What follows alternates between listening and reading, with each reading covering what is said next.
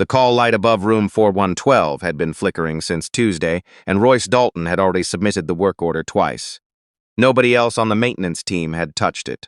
So at 5:47 in the morning, before the day shift arrived and the executive floor filled with the particular kind of noise that expensive shoes make on polished floors, he took the cart up himself.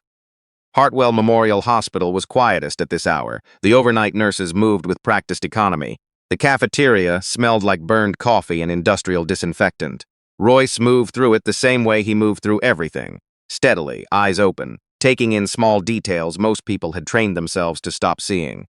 A loose ceiling panel near the radiology corridor, a water stain spreading along the west stairwell that hadn't been there last week.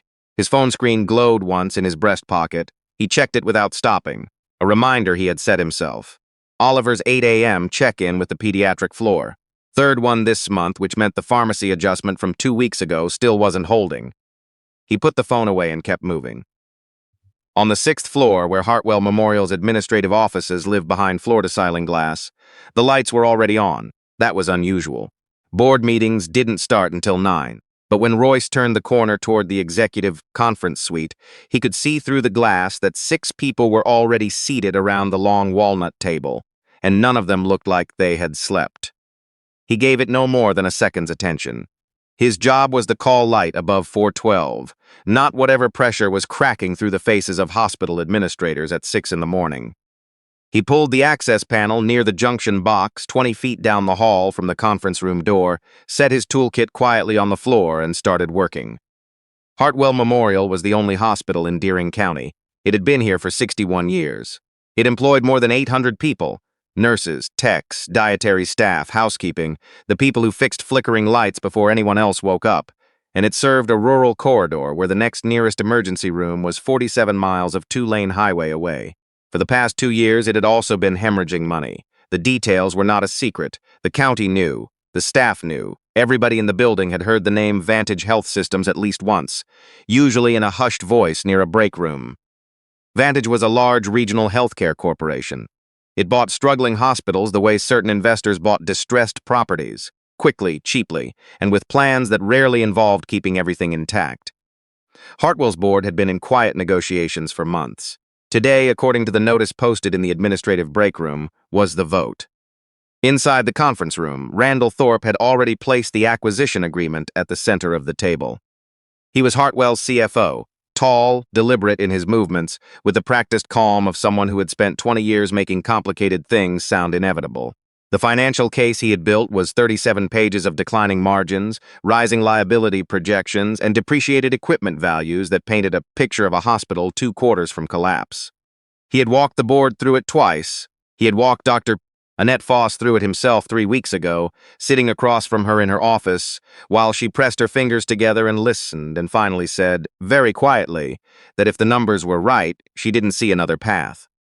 The numbers, Randall Thorpe had assured her, were right. Dr. Foss sat at the head of the table now with the agreement open in front of her and a pen she had not yet touched. She was Hartwell's CEO and president.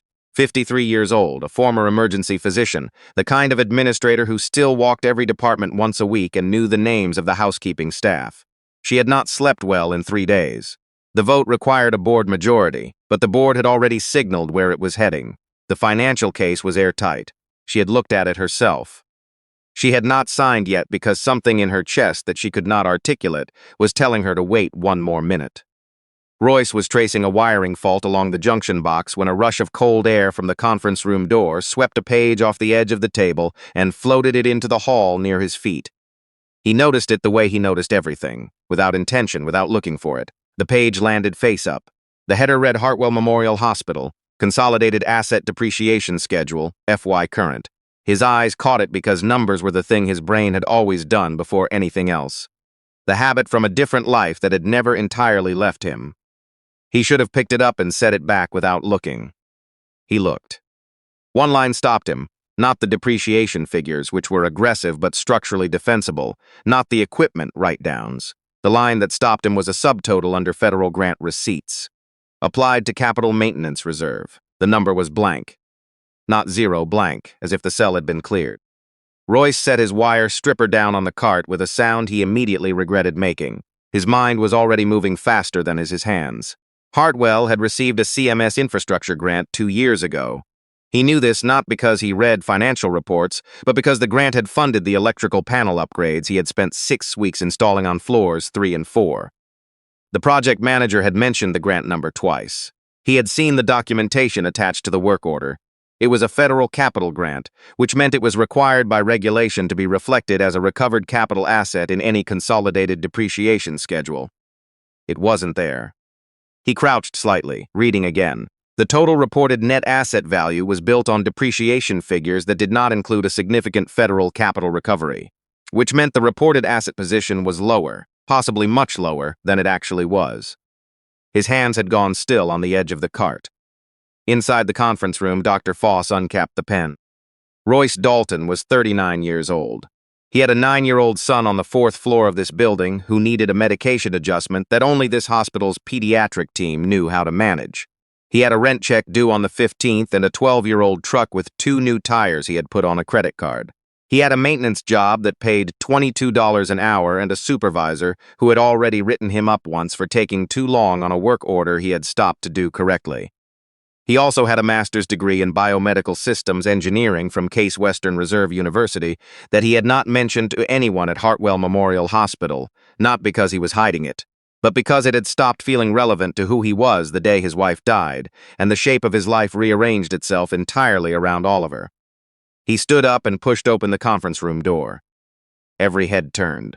The sound of his cartwheel squeaking once across the threshold was the loudest thing in the room. Randall Thorpe looked at him with the particular expression of a man who has been interrupted during something important by someone he does not recognize. "This floor is for authorized personnel," he said. "There are no maintenance requests active for this room." Royce kept his eyes on Dr. Foss. "Ma'am, I'm sorry for the interruption. I think there may be an error in the depreciation schedule." Nobody spoke. Thorpe's expression shifted from irritation to something flatter and more deliberate. "That document is a confidential board exhibit." "I know. A page came off the table. I saw a line that doesn't match federal capital grant reporting requirements." Royce was aware of how this sounded. He was also aware that the pen in Dr. Foss's hand had not moved. The CMS infrastructure grant from 2 years ago. It's not reflected in this asset recovery column. Thorpe let out a short breath that was almost a laugh. "You're a maintenance technician." "Yes, sir." "Then you read federal healthcare capital accounting regulations in your spare time." Royce didn't answer that. He kept his attention on Dr. Foss, who was looking at him now with something careful and unreadable behind her eyes. "What grant?" she said, "not a direction." "CMS Capital Infrastructure Improvement Program. Hartwell received an award 2 years ago. I installed the electrical panel upgrades the grant funded on floors 3 and 4. The grant requires reflected recognition as a recovered capital asset in consolidated depreciation schedules. It can't be left blank." Thorpe stood. "This is a security issue. He doesn't have clearance to be in." "How large was the grant?" Dr. Foss asked. Royce hesitated. "I don't know the exact figure. The work orders I saw referenced a multi-infrastructure award. Based on the scope, I'd estimate 8 figures. The room had gone completely still.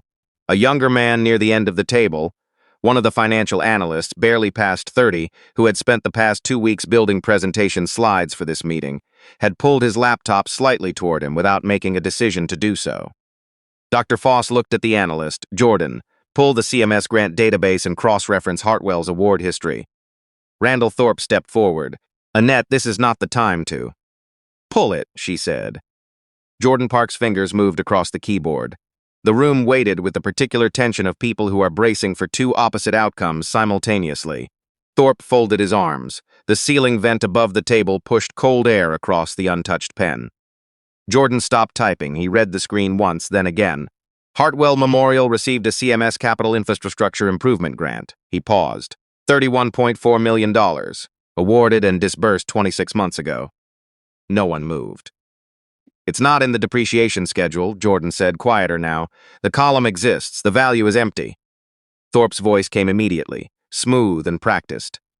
"Capital grants of that type are often categorized separately from operational asset schedules depending on the accounting framework applied at." "Not under GAAP hospital reporting," Royce said. The words came out before he had made a decision to say them. Federal capital grants disbursed for infrastructure improvement are required to be recognized as capital contributions and reflected against depreciation calculations in consolidated asset schedules. Leaving the value blank doesn't represent a categorization choice. It represents an omission. The silence this time had a different quality. Dr. Foss set the pen flat on the table. Thorpe turned toward her. This is one line item. Even corrected the underlying liquidity pressure. Jordan, Dr. Foss said, recalculate net asset position with the grant reflected. Jordan's hands moved quickly. He typed, stopped, typed again. Royce watched his face change the way faces changed when numbers stopped behaving the way someone had arranged them to behave. Net asset position improves by 31.4 million, Jordan said. That shifts the debt-to-asset ratio below the covenant trigger threshold. He kept reading. The projected covenant breach doesn't occur. Thorpe's jaw tightened. One corrected figure doesn't change the broader. Check every linked cell that touches that column, Dr. Foss said to Jordan. What followed was 20 minutes that remade the shape of the morning. Each corrected figure pulled on another. Equipment depreciation recalculated against the restored capital base. Vendor liability schedules that had been extended into the next fiscal year without explanation. A federal quality improvement grant from 18 months ago, smaller, 4.2 million, recorded in a subsidiary account and excluded from the executive summary. A rural health infrastructure subsidy that appeared in the state disbursement records Jordan found with a secondary search but did not appear anywhere in the consolidated board report. By the time Jordan finished running the corrected model, the total gap between the financial picture Randall Thorpe had presented to the board and the financial picture that actually existed was not one line. It was a pattern. This isn't drift, Jordan said, voice steady but careful. These omissions are consistent. They all move in the same direction. Thorpe stepped forward. Financial models in transitional periods. Were these figures manually overridden? Dr. Foss asked. Jordan pulled the edit log. His expression answered the question before his words did. 6 cells with manual value replacement. Auto-reference formulas were removed and replaced with hard-coded figures. When? Most recent changes 11 days ago, between midnight and 1:15 a.m. Whose credentials? CFO authorization login. Thorpe's voice came quickly. Final review before board submission, standard practice for. At midnight. Dr. Foss's voice had changed entirely. Not louder, colder, for 6 separate cells, all moving in the same direction. Royce said nothing. He was standing near the wall with both hands at his sides, watching the way Thorpe's stillness had changed. No longer controlled, now something held together by concentration rather than ease. He recognized it because he had seen it before, in a different context, in engineers who had let a project run wrong for too long and were now trying to calculate how much longer the structure could hold. Dr. Foss looked at Royce for the first time directly. Who are you? Royce Dalton. I'm on the maintenance team. I've been here 14 months. And before here. He had known the question would come. He answered it plainly because there was no version of this moment that allowed him to be vague. Biomedical systems engineering. I worked in clinical infrastructure compliance for a medical technology firm in Cleveland. Grant reporting and capital asset auditing were part of the job. No one in the room spoke for a moment. Even Thorpe had gone still. Why are you in maintenance? Dr. Foss asked, not unkindly. Royce looked at the far wall briefly. My wife died 4 years ago. My son needed me in one place. The hospital he needed is here. He let that sit without decoration, so I came here. The youngest board member, a woman in her late 40s who had been quiet for most of the morning, looked down at the table. Jordan had stopped typing entirely. Thorpe recovered faster than the room expected.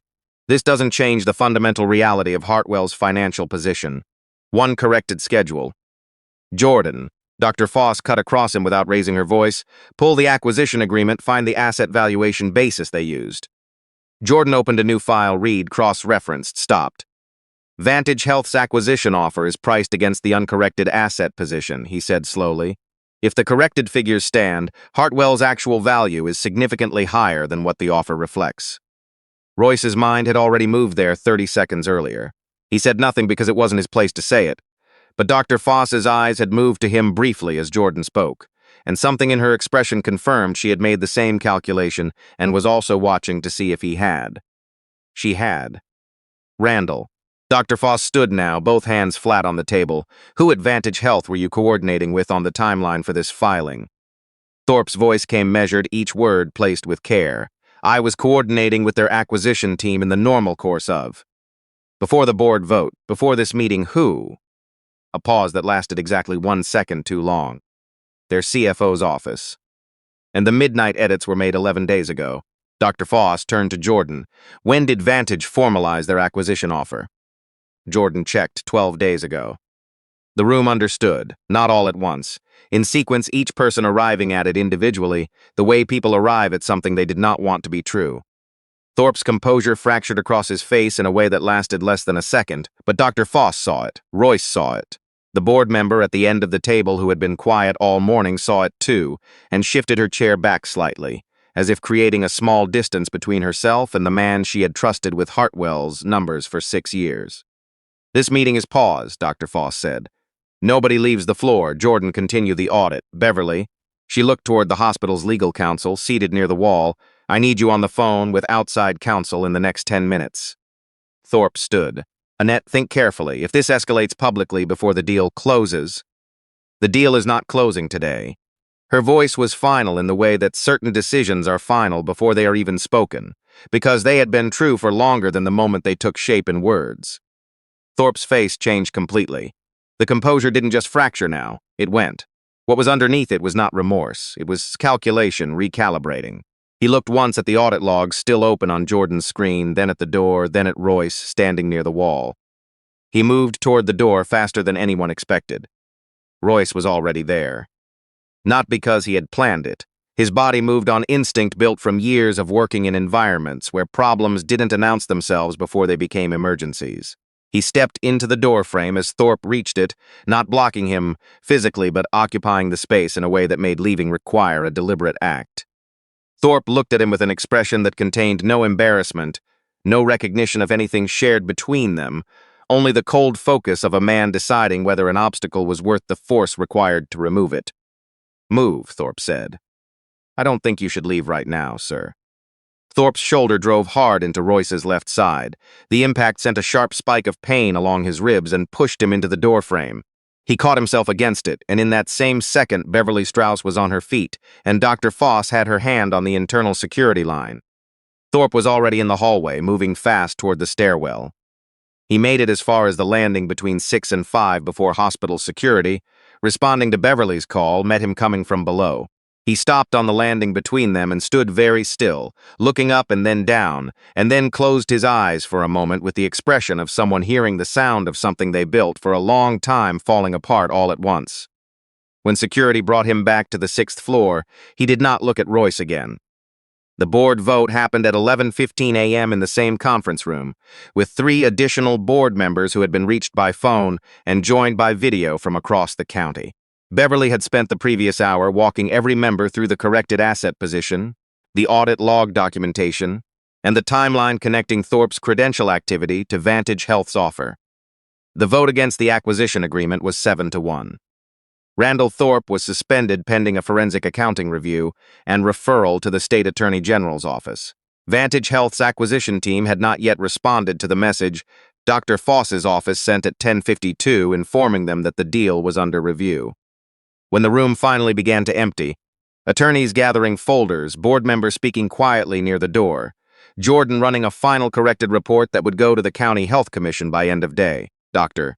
Foss found Royce still near the wall, his maintenance cart still parked in the hallway outside where he had left it 4 hours earlier. He had a bruise forming along his left ribs where Thorpe's shoulder had connected. He had not mentioned it. He was thinking about Oliver's 8 a.m. check-in, which he had missed completely, and whether the pediatric floor nurse had tried to reach him. Mr. Dalton. Dr. Foss crossed the room toward him. She moved like someone who had just finished something enormous and was still carrying the weight of it, but had decided to keep moving anyway. Are you all right? Yes, ma'am. She looked at him for a moment the way she had been looking at him since he had first said the word Grant, not assessing him exactly, more like seeing something she was adjusting her understanding around. Your son is a patient here. 4th floor, pediatric specialty clinic. He has a condition that requires ongoing management. We've been working with Dr. Nindaye's team on a medication protocol adjustment. How old? 9. She was quiet for a moment. You stayed in this room for 4 hours when your son is 1 floor below you. Royce looked at the floor briefly. 400 people in this building would lose their jobs if the sale went through. Oliver would lose his care team. The math was clear. Dr. Foss was quiet for long enough that Royce started to think he had said something wrong. Then she opened the folder she was carrying and placed it on the edge of the conference table in front of him. "I want you to look at this." He looked. The header read Director of Clinical Infrastructure Compliance, Hartwell Memorial Hospital. Below it was a job description that matched with notable precision exactly the work he had spent 8 years doing in Cleveland before his life changed shape. He read it once, read it again. "I had Jordan pull your employee file while the vote was running," Dr. Foss said. "Case Western. 6 years at MedBridge Systems in Cleveland, clinical compliance auditing, CMS grant administration, capital infrastructure reporting." She paused. "You listed your previous occupation as systems technician." "It was the most recent thing I'd done for pay before I came here." "It wasn't the most relevant thing." He looked up from the paper. "I wasn't looking for relevant. I was looking for present. Oliver needed me in one place, on a schedule that let me pick him up myself and be there when the school called. A compliance director's schedule doesn't do that." Dr. Foss nodded once slowly. "This one would. You'd set your own hours within departmental needs. Your son's care would be coordinated through HR as part of your employment benefits." She paused. "This isn't gratitude for this morning, Mr. Dalton. This is me correcting a hiring error we made 14 months ago when you walked into this building, and we put you on the maintenance team because that's what you applied for." He looked at the offer sheet again. The salary was more than 3 times what he was making. It was enough to stop thinking about the credit card. Enough to consider in a distant way he had not allowed himself to think about in 4 years, whether Oliver might someday have something resembling a stable future. He closed the folder. "Before I say yes to anything," he said carefully, "I need you to tell me something honestly." "All right." The maintenance team, housekeeping, dietary staff, the people who've been working in this building for years on wages that haven't changed since before COVID. What happens to them now that the sale is off? Dr. Foss held his gaze. "Because the reason Thorpe's numbers were easy to manipulate," Royce continued, "is that nobody who understood them was looking closely enough. And the reason nobody was looking is that this building runs on people who are paid to be invisible. I know that role. I've been doing it for 14 months. He kept his voice even. "If the corrected financial position means Hartwell is actually stable, I need to know that stability gets shared." Dr. Foss was quiet for a moment. When she answered, her voice had the same quality it had carried during the board vote. Not performative, not managing, just direct. "Wage review starts next month. It was already overdue. What happened today accelerates it. Health benefits for part-time staff. We'll get it done by fiscal year start. And no layoffs in the restructuring." "No layoffs," she said it without hesitation, which told him she had already decided it before he asked.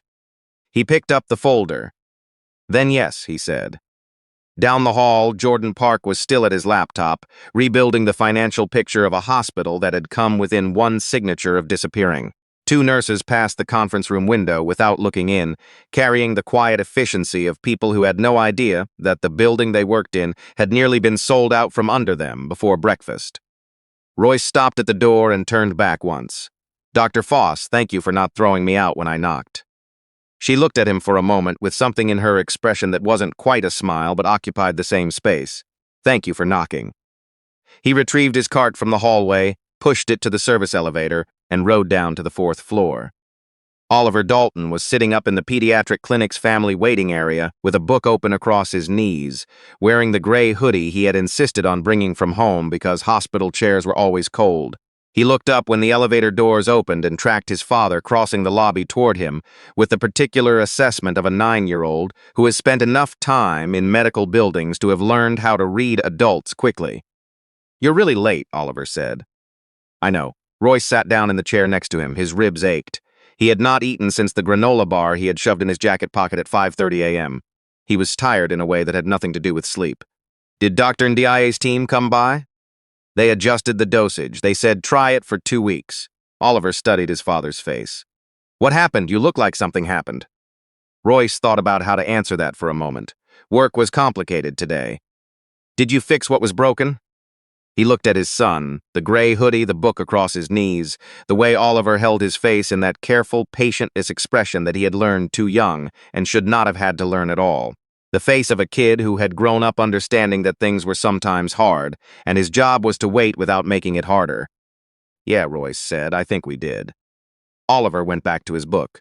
Royce leaned back in the chair and looked at the ceiling tiles. The standard acoustic panels, same manufacturers as the ones he had specced for the Floor 3 renovation, he noted automatically, could not help noting, and let the morning settle into something he could carry without having to hold it up. Through the fourth-floor window, afternoon light was pushing through the cloud cover that had hung over Deering County since sunrise, laying pale gold across the parking lot and the water tower and the two-lane highway that ran east toward the rest of the world. Hartwell Memorial Hospital still stood. 600 people still had jobs. One 9-year-old still had his care team. Royce closed his eyes for 60 seconds and let himself breathe.